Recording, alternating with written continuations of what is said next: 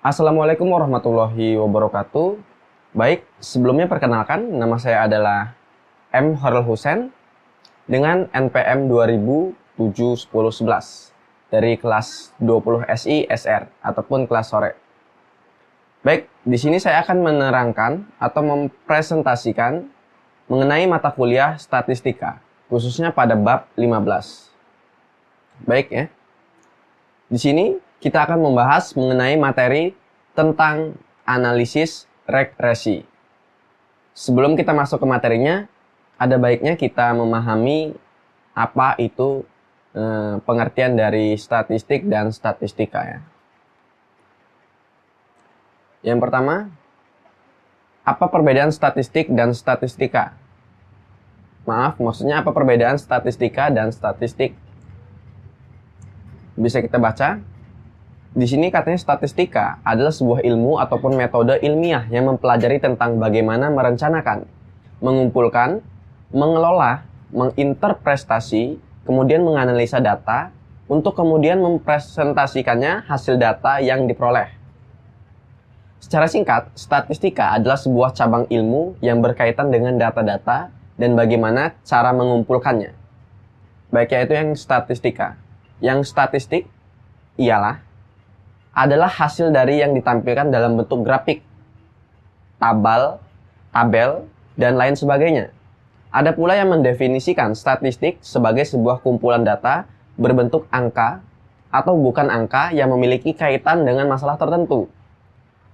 Data tersebut kemudian disusun dan disajikan dalam bentuk daftar, tabel, diagram, ataupun bentuk lainnya agar mudah dipahami ya.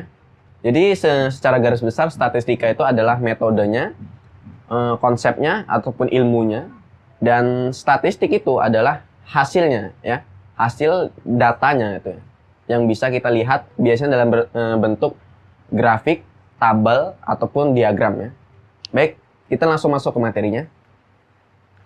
Di sini ada beberapa pokok pembahasan pada video kali ini, yaitu mengenai materi tentang analisis dan regresi. Di antaranya, yang pertama adalah kita akan bahas mengenai hubungan fungsional antar variabel. Dan yang selanjutnya, metode tangan bebas. Dan yang selanjutnya, metode kuadrat terkecil untuk regresi linier. Dan yang terakhir adalah berbagai varian sehubungan dengan regresi linier sederhana. Baik, kita akan bahas satu-satu dari beberapa pokok pembahasan ini. Yang pertama kita akan membahas mengenai hubungan fungsional antara variabel. Baik, sini kita baca bareng-bareng. Yang pertama adalah hubungan fungsional antara variabel. Dalam analisis regresi, variabel akan dibedakan menjadi dua, yaitu variabel bebas ataupun variabel prediktor ya disebutnya, dan variabel tak bebas ataupun variabel respon. Variabel yang mudah diperoleh atau tersedia dapat digolongkan ke dalam variabel bebas, sedangkan variabel yang tidak terjadi karena variabel bebas merupakan variabel tak bebas. Dalam analisis regresi, variabel bebas akan dinyatakan dengan rumus X1, X2, dan seterusnya sampai XK ya. Atau bisa kita ini singkat jadi rumus K lebih dari sama dengan 1. Sedangkan variabel tak bebas dinyatakan dengan rumus Y ya. Baik, selanjutnya kita masuk ke materi metode tangan bebas.